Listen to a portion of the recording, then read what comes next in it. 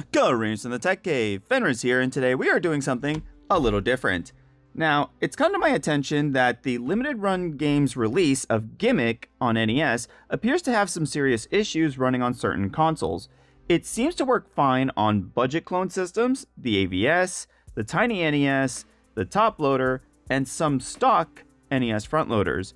Now, you may have noticed with that last item, I specifically said some. And that's because on some other stock NES front loaders, as well as any of them modded with the Blinking Light Win, the Nintendo Drawer, or the Slot Master, and even the NT Mini Noir, this game has a tendency to randomly start glitching out graphically and freezing at certain points in the game.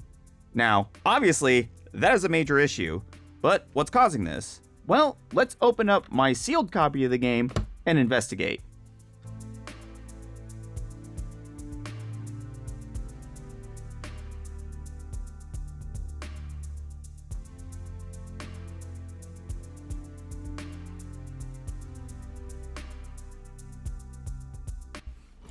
And here we have the game itself. Now, it does look pretty nice and feels solid enough, but it's not so much the build quality that's the problem, but rather what lies within. But before we open this up, let's just test it on a couple of systems I have in hand at the moment. Alright, so as you can see, I have the AVS all hooked up, so if we just take our copy of Gimmick here, plug it in, hit the power button, we get the AVS menu, so let's hit Start Cart. And the game does boot. However, the glitching really occurs on the title screen as well as while you're playing the game. So let's just go ahead and skip the intro sequence. And as we can see with the title screen, it does look fine. So I'm not seeing any glitching whatsoever. So let's just hit start. Once again, no glitching. And aside from some visual bugs along the bottom here, which is normal, there's no glitching in the gameplay, but let's play it for a little bit and see if anything changes.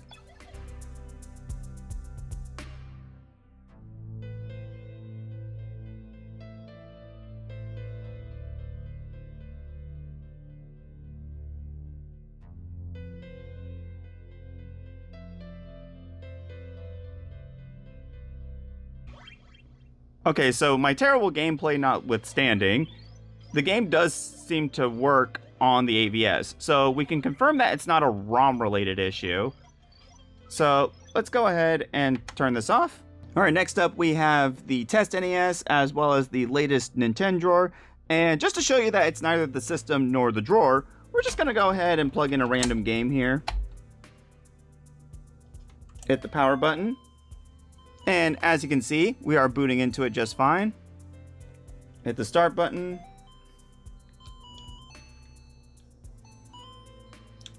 And of course our copy of Hide Light is working just fine, no glitches whatsoever, no issues whatsoever. So overall, we can confirm that it's not the system. So let's just go ahead and power that off. Remove that.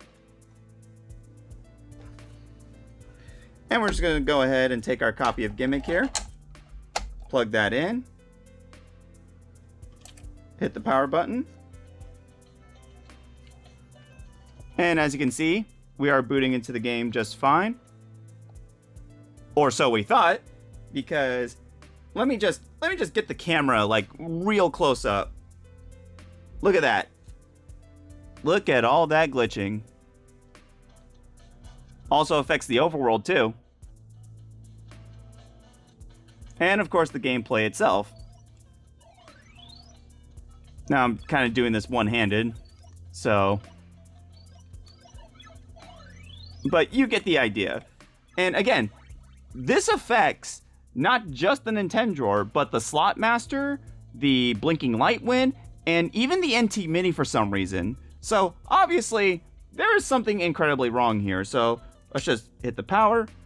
So now that we've confirmed that there is a major issue with Gimmick, we're going to get this out of the system, open it up, and take a look inside. So let's get to it.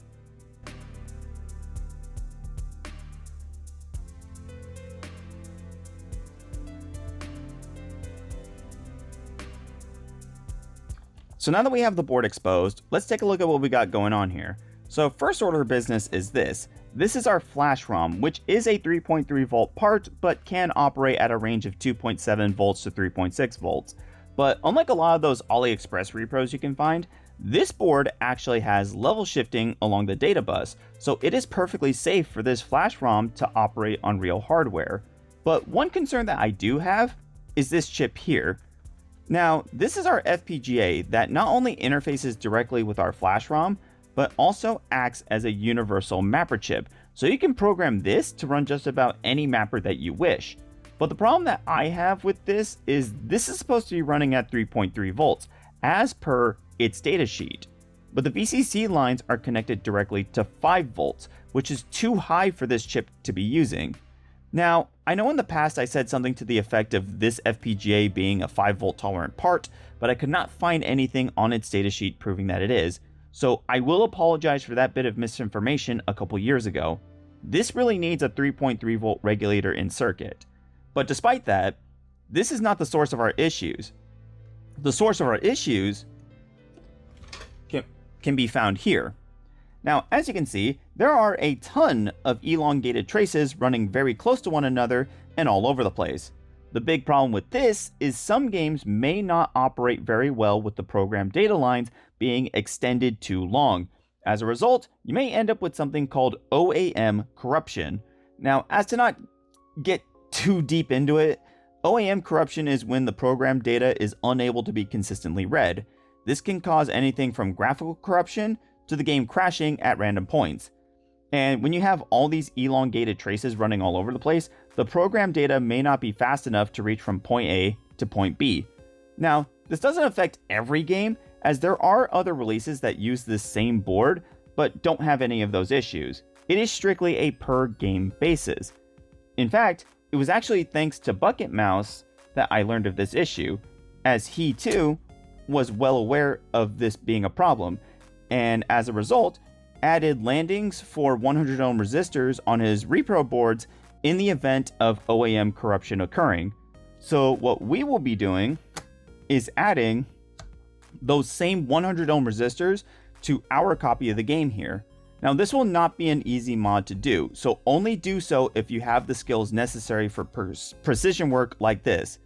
So let's not waste any time and get to it. So the first order of business is we need to sever the connection D0 to D8 from the cartridge edge. That's going to be pins 42 to 49.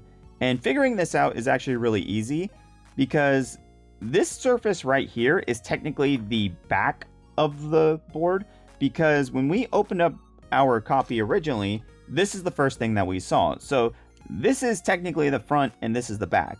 So with that in mind, that makes this pin 72 and this pin 37. So if we go 37, 38, 39, 40, 41, 42, and then follow the trace, it goes to this via that's just above the U8 silk screening.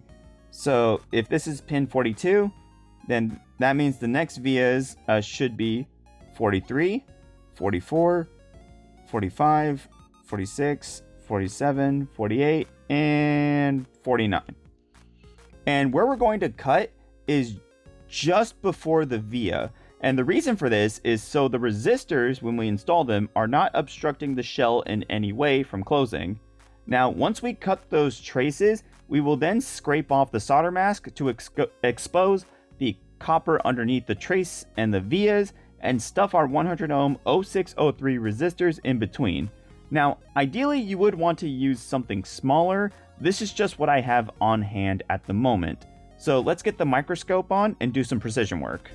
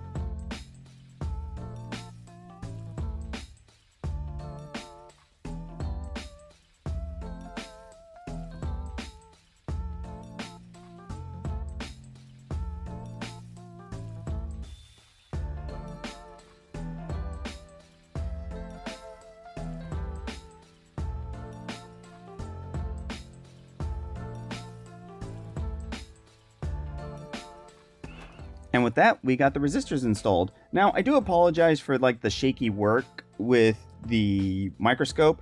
Unfortunately, I'm still not used to working with a microscope, and with mine in particular, for some reason, I have to turn the board like this just to make sure that it's a proper flat shot.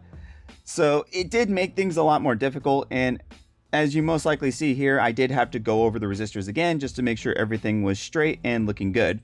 So with that out of the way though, we do have all the resistors installed. There's no bridging between any of the traces or either the resistors. So now all we gotta do is plug it in back to our system and see if it worked. Alright, so as you can see, we have the AVS all hooked back up. And the reason why is because we need to make sure that the game still works on the AVS. So as you can see, we have the PCB here. So we're just gonna insert it raw. So let me just put that in there. And the reason why we're positioning it like this is because with the way that we insert the cartridge, this would technically be the front side. So just gonna hit the power button. And as you can see, we are booting into the menu. So we're gonna hit start. All right, so far so good. Let's skip that. And as you can see, no glitching. No weird graphical issues, so yeah, it still works on the AVS.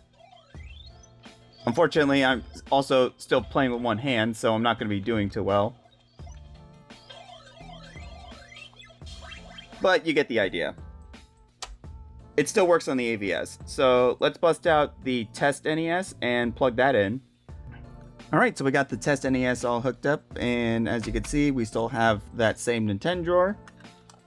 We got the same Gimmick PCB, so we're just going to plug it in and power it on.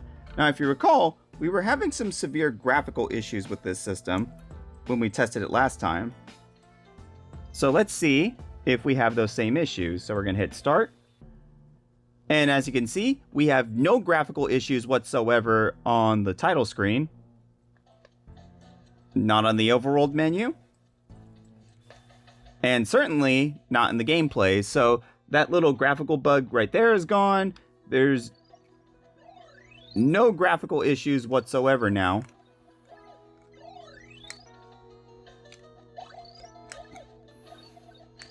So yeah.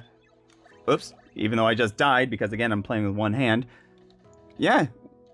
All it was just OAM corruption.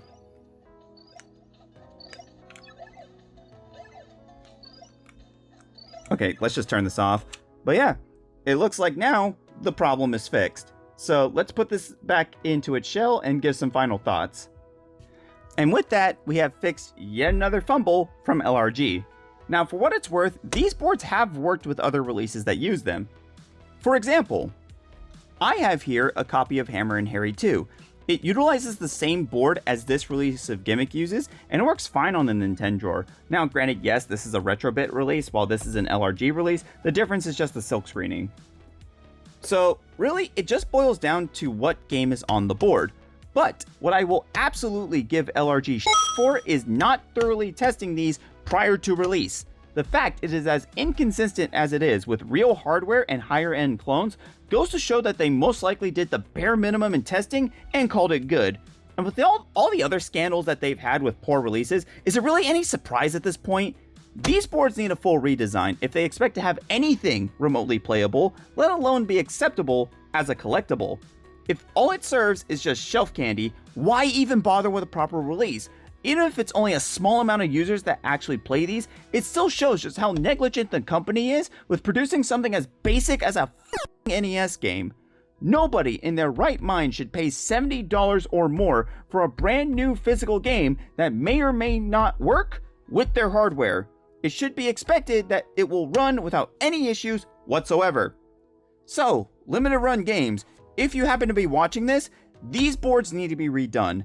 Add 100 ohm resistor arrays to D0 to D8 or pins 42 to 49 of the cartridge edge, and also have a 3.3 volt regulator circuit to power the FPGA at the proper voltage so there is no chance of the cartridge bricking itself in the future. All of that should not be the responsibility of the user to do. Now, with all that said, thank you all so much for watching. If you liked what you saw, feel free to like, comment, and subscribe. And as always, until the blue moon rises, I'll see you next time.